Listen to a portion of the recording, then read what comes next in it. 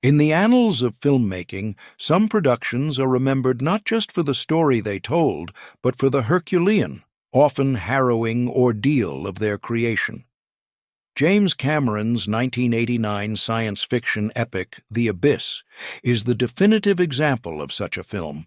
It was a project of unprecedented ambition, a deep-sea odyssey that sought to push the boundaries of technology, storytelling, and human endurance. Set on the ocean floor, the film tells the story of a civilian diving team enlisted to rescue a sunken nuclear submarine, only to encounter a mysterious, non-terrestrial intelligence. But the fiction on screen was matched, and often surpassed, by the raw, real-life drama unfolding behind the scenes. The production was a descent into a metaphorical abyss of its own, a grueling marathon of technical challenges, physical danger, and psychological strain that pushed its cast and crew to their absolute limits. It was a shoot so notoriously difficult that it became legendary in Hollywood, earning nicknames like The Abuse and leaving an indelible mark on everyone involved. From building the world's largest underwater film set in an abandoned nuclear reactor to pioneering liquid-breathing technology and enduring a near-constant state of cold, wet exhaustion, the making of The Abyss was an act of audacious, perhaps even reckless, creative will. To truly appreciate the film's groundbreaking achievements, one must plunge into the depths of its tumultuous production. These are 30 little-known facts about The Abyss, a detailed exploration of the pressure, peril, and pioneering spirit that forged a cinematic masterpiece. 1. Inspired by a short story, A High School Dream. The genesis of The Abyss dates back long before James Cameron was a Hollywood powerhouse. As a 17-year-old high school student in Chippewa, Ontario, he attended a science lecture about deep-sea diving and the phenomenon of liquid breathing, where a breathable, oxygenated fluid could theoretically allow humans to withstand the immense pressures of the deep ocean. Fascinated by this concept, he penned a short story treatment. The narrative centered on a group of scientists trapped in a laboratory at the bottom of a lake who, in their isolation, discover an extraordinary presence. This core idea of humanity being tested at the frontiers of exploration and encountering something beyond its comprehension stayed with him for years.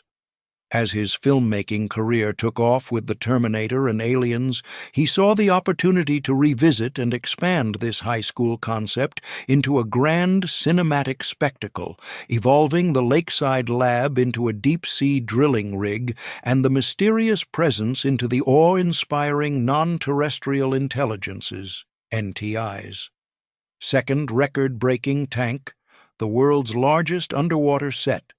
To film The Abyss, Cameron needed a controlled environment that could simulate the deep ocean, something no existing film studio tank could provide. The solution was as audacious as the film itself. The production team located the unfinished Cherokee nuclear power plant near Gaffney, South Carolina, a site abandoned in the early 1980s due to economic issues. They took the massive 210-foot diameter primary containment vessel, a concrete structure designed to house a nuclear reactor, and converted it into the world's largest freshwater filming tank. This colossal structure, dubbed A-Tank, was filled with 7.5 million gallons of water, creating a tank 55 feet deep.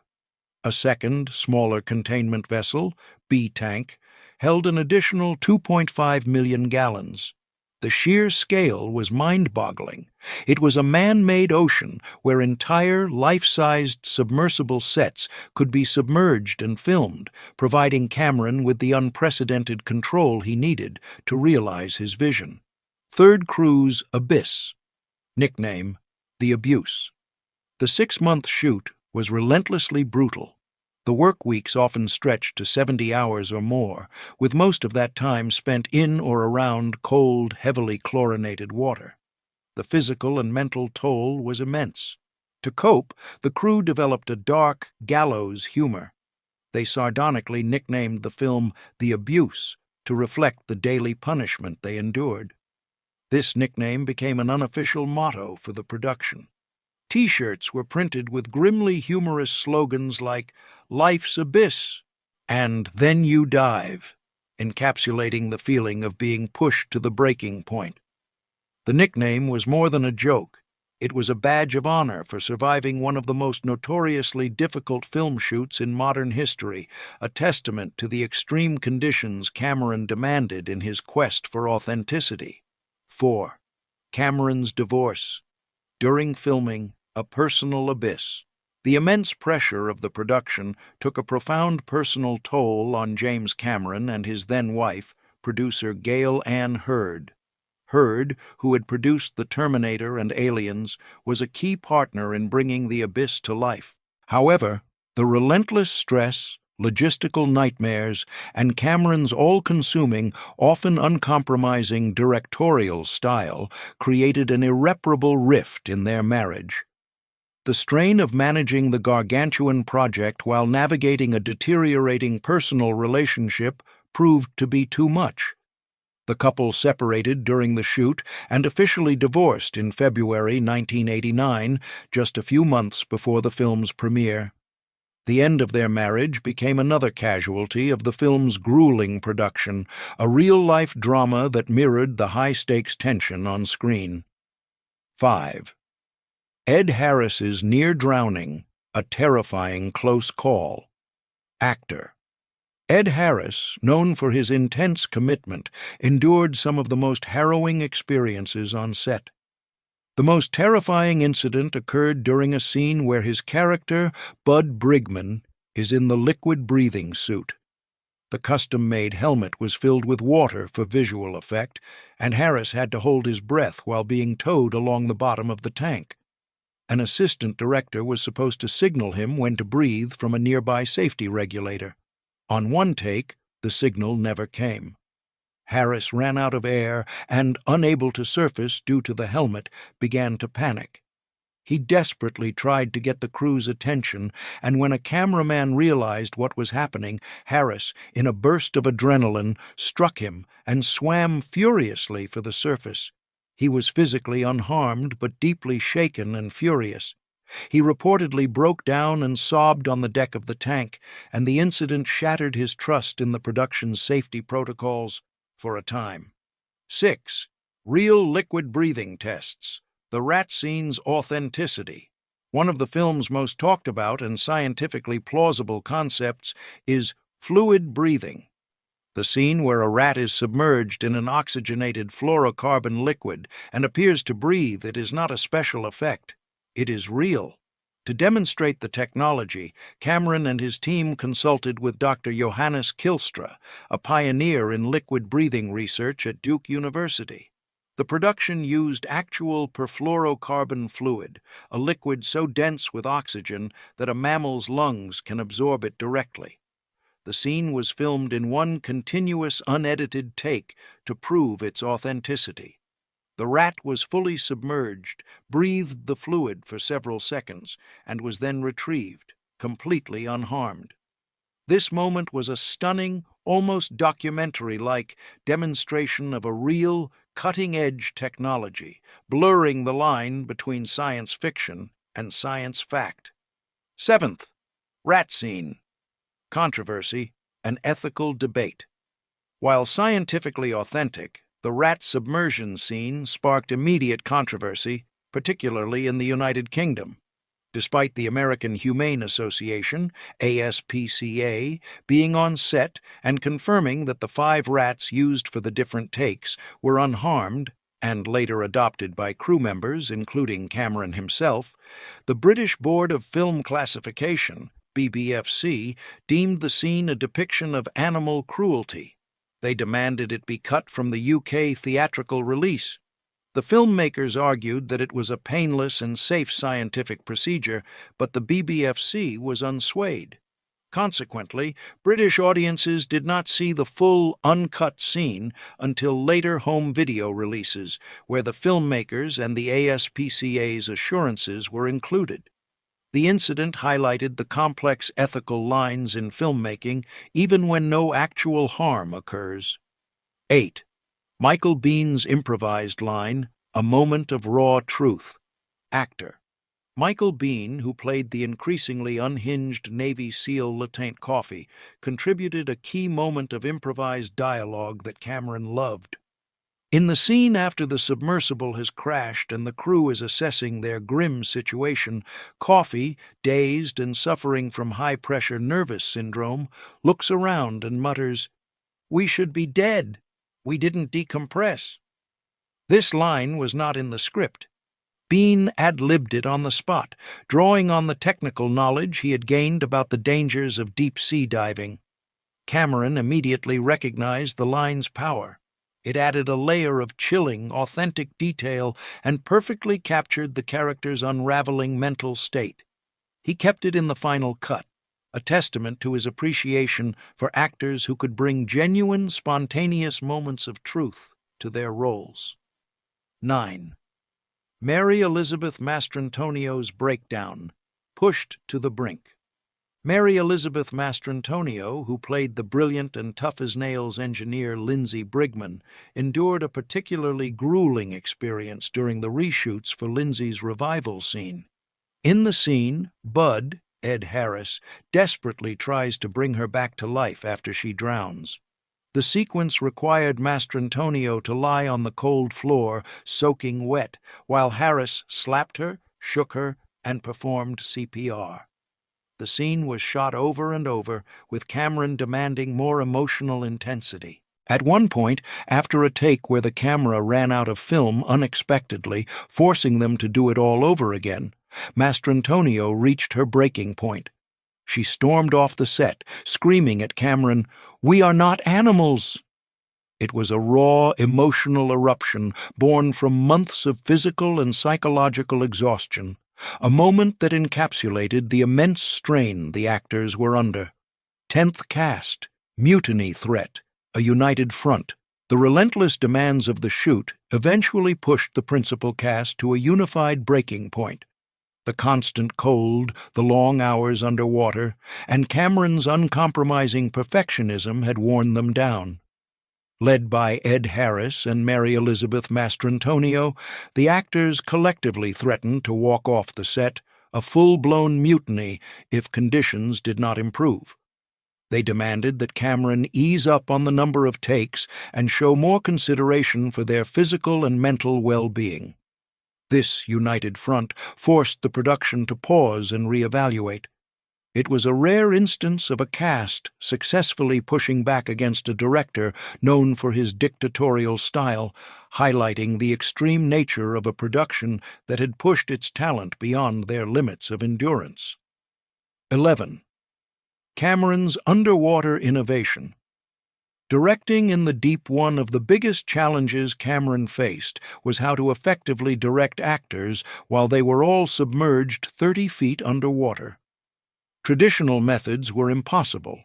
To solve this, Cameron and his team developed a state-of-the-art communication system.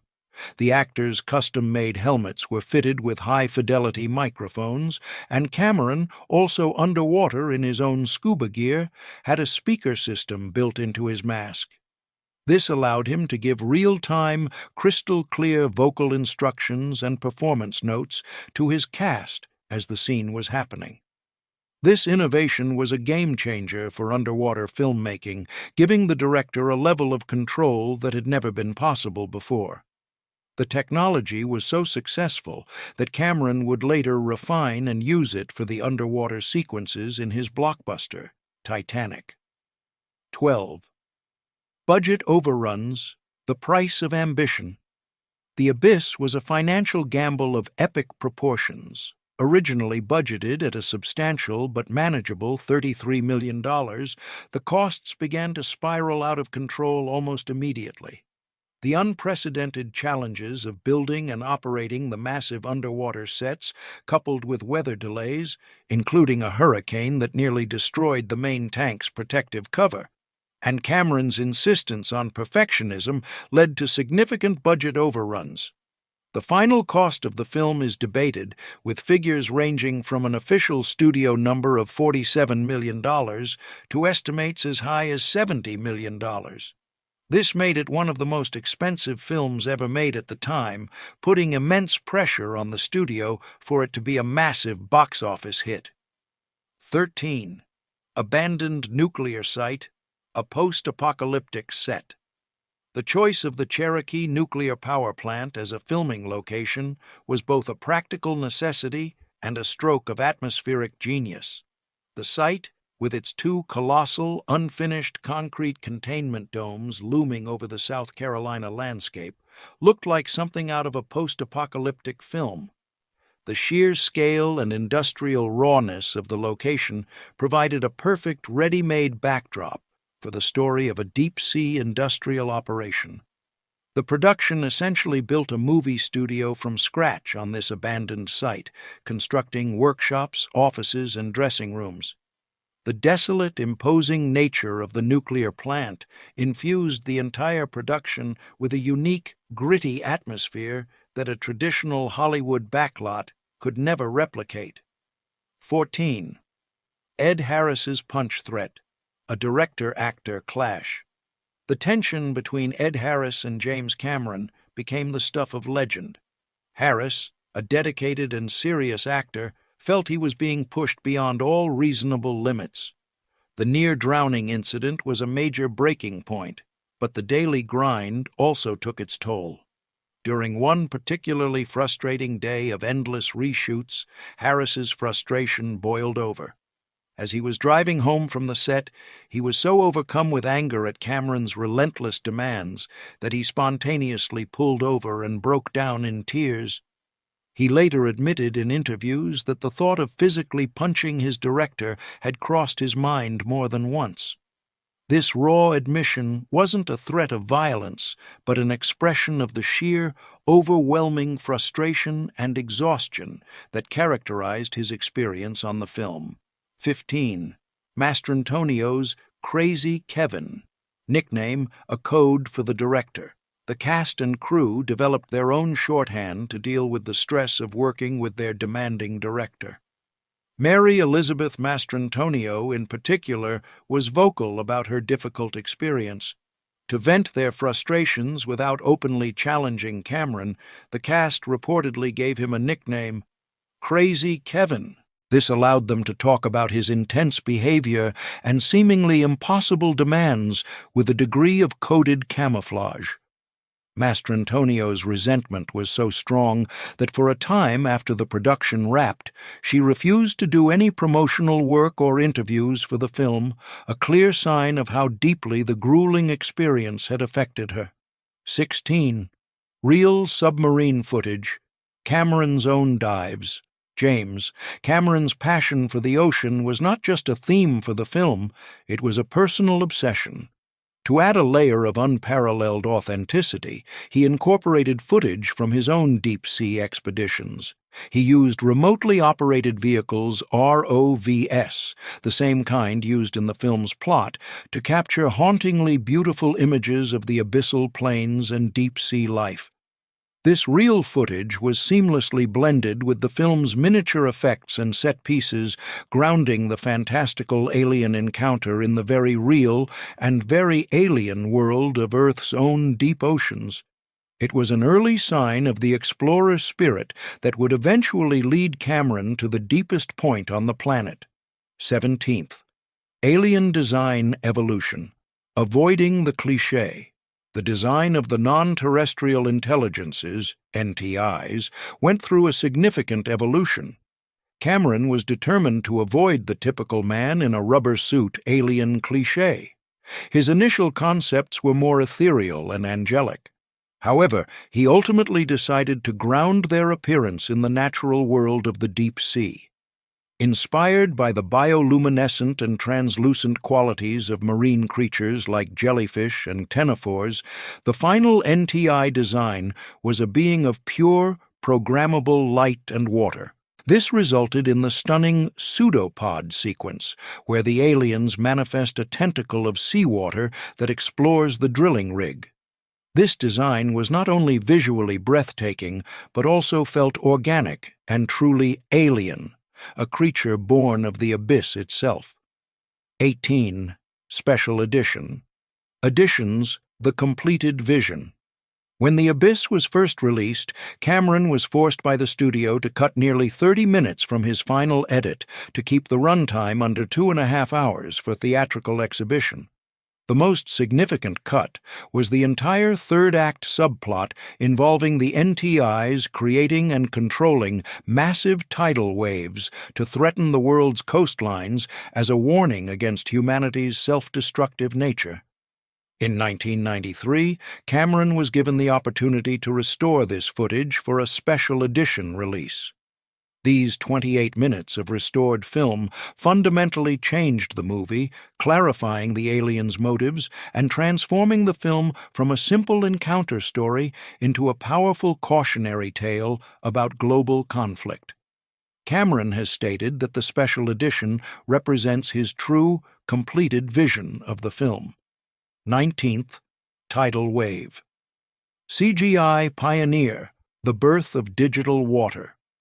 The tidal wave sequence, restored for the special edition, was a landmark moment in the history of computer-generated imagery. The shots of the colossal waves frozen in place over major cities were created by Industrial Light and Magic, ILM. At the time, creating photorealistic, large-scale digital water was considered one of the holy grails of visual effects. ILM's groundbreaking work on these sequences represented one of the first successful and convincing uses of CGI for major water effects in a feature film. This pioneering work would lay the foundation for future advancements, most notably for the digital water effects that would be crucial to the sinking sequences in Cameron's own Titanic a few years later. 20. Cast's liquid breathing training. Simulation versus reality.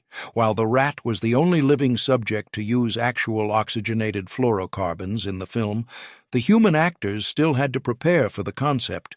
The cast, particularly Ed Harris, underwent training in liquid-breathing simulators to understand the sensation and the science behind it. However, at the time, human trials of the technology were still in their infancy and considered far too experimental and risky for a film production.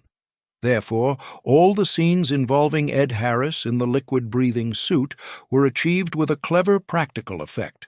His helmet was simply filled with water, and he had to hold his breath. The training was more about psychological preparation and ensuring the actors could portray the experience convincingly. 21. Cameron's Scuba certification, a hands-on director. James Cameron is not a director who likes to watch from the sidelines. To personally oversee every aspect of the underwater shoot, he became Scuba certified specifically for the production. This allowed him to be right in the middle of the action, diving to the bottom of the 30-foot tank alongside his actors and camera crew. His ability to be physically present and direct from within the environment was crucial for achieving the film's visceral sense of immersion. This hands-on approach, while demanding, is a hallmark of his directorial style and a key reason for the technical and visual authenticity that defines his films. 22nd. Biehn's hand. Tremor prop, a real medical condition. To realistically portray Lieutenant Coffey's mental and physical deterioration, Michael Biehn researched the real-life effects of deep-sea pressure on the human body. He incorporated the symptoms of high-pressure nervous syndrome, HPNS, a genuine neurological condition that can affect deep-sea divers. A key symptom of HPNS is tremors. To simulate this, Biehn had the prop department create a small concealed device with an off-center weight that, when activated, would cause his hand to shake uncontrollably. This small but effective prop added a layer of frightening medical realism to his performance, visually charting Coffey's descent into paranoia and madness. 23rd. Abyss script. Changes, a political undercurrent. The original script for The Abyss contained a much stronger and more explicit geopolitical theme. The central conflict was more overtly tied to the Cold War tensions of the 1980s, with the Americans and the Soviets racing to the sunken submarine. In this early vision, The NTIs were positioned more as divine judges, evaluating humanity's capacity for war and peace. Much of this overt political commentary was trimmed for the theatrical release to focus more on the personal drama and the sense of wonder.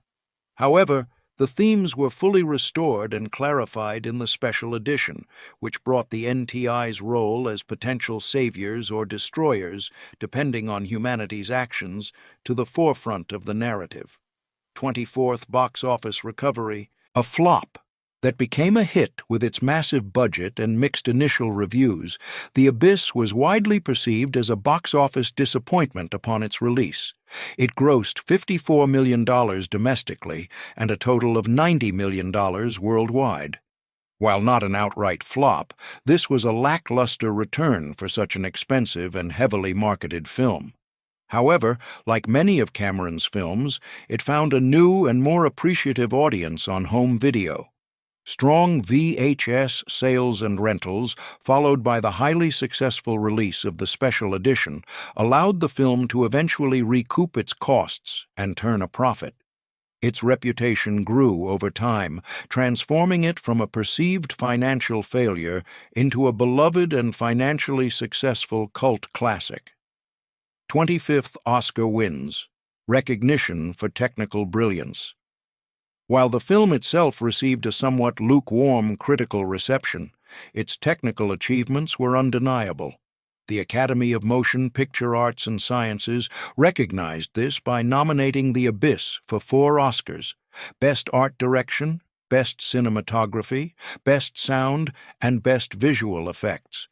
It took home the Golden Statuette for visual effects, a well-deserved win for the stunning NTI pseudopod sequence and the film's other groundbreaking optical and miniature work. This Oscar win cemented the film's status as a technical milestone, even as its narrative merits were still being debated. 26. Cameron's deep-sea legacy, a lifelong passion. The experience of making The Abyss, while grueling, ignited a lifelong passion for oceanography and deep-sea exploration in James Cameron. The film was not just a one-off project, but the beginning of a parallel career as a genuine explorer. He went on to produce numerous deep-sea documentaries, including Ghosts of the Abyss and Aliens of the Deep. This passion culminated in his historic 2012 solo dive to the bottom of the Mariana Trench, the deepest point on Earth, in a submersible he co-designed. The creative challenges of The Abyss directly fueled the scientific and engineering curiosity that made him a real-world deep-sea pioneer. 27th. Cast's Claustrophobia, art imitating life. The sets for the interior of the deep-core rig and the submersibles were designed to be realistically cramped and confining. This verisimilitude had a powerful psychological effect on the actors. Being sealed inside these small, water-filled metal containers, submerged in a massive tank, induced genuine feelings of claustrophobia and anxiety. Ed Harris, in particular, spoke about the real sense of being trapped that he experienced during filming. This authentic emotional distress, while unpleasant for the actors, amplified their on-screen performances, lending a palpable sense of tension and desperation to the scenes where the characters are trapped and facing imminent danger. 28th. NTI Communication Design, the language of light. The method by which the NTIs communicate was another element inspired by deep-sea biology. Cameron wanted to avoid spoken language and instead conceived of a form of communication based on light. This was directly inspired by the complex patterns of bioluminescence used by many deep-sea creatures to attract mates, lure prey, or ward off predators. In the film, this concept was brought to life using a combination of practical effects, including fiber optics woven into the sets and miniatures, and digital animation. The result was a beautiful and otherworldly visual language that underscored the aliens' non-human nature and their connection to the deep ocean. 29th. A Case of Mistaken Identity, Post-Production Drama. This fact appears to be an error in the provided list, as it describes a conflict between Kevin Costner and editor Glenn Farr, which is famously associated with the film Waterworld, 1995, not The Abyss. James Cameron maintained tight control over the editing of his films.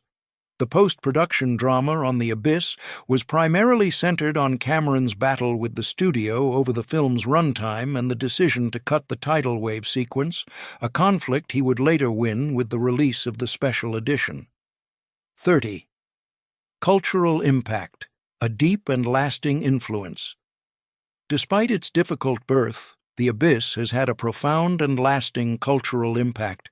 Its pioneering visual effects, particularly the CGI water of the pseudopod and the tidal wave, pushed the entire industry forward, influencing countless films that followed. Its themes and underwater setting directly inspired later science fiction films like Sphere, 1998. More significantly, the lessons Cameron learned and the technologies he developed on The Abyss were foundational for his later, even more ambitious projects, most notably Titanic and Avatar. Decades after its release, fans and filmmakers alike continue to praise the film's effects, with many on social media platforms like X, formerly Twitter, frequently remarking that its visuals hold up remarkably well and were light years ahead of their time, securing its legacy as a groundbreaking and influential classic. The making of The Abyss was an odyssey of survival, a journey into the dark heart of filmmaking ambition where the line between genius and madness seemed to blur with each passing 70-hour workweek. It was a production that nearly broke its cast and crew, a film born from strife, exhaustion, and an almost fanatical devotion to a singular creative vision. The initial theatrical release, compromised by studio-mandated cuts, left its grander message submerged, leading to a muted reception that didn't reflect the monumental effort behind it. However, time and the restoration of James Cameron's complete vision in the special edition have been the film's ultimate vindication. Today, The Abyss is rightfully hailed as a masterpiece, a technically stunning, emotionally resonant, and thematically profound work of science fiction. Its legacy is twofold. It stands as a breathtaking film that champions wonder over warfare, and as a legendary cautionary tale about the human cost of cinematic ambition. It is a testament to the idea that sometimes, to create something truly extraordinary, you must be willing to plunge into the depths, endure the crushing pressure, and, against all odds, find a way to resurface.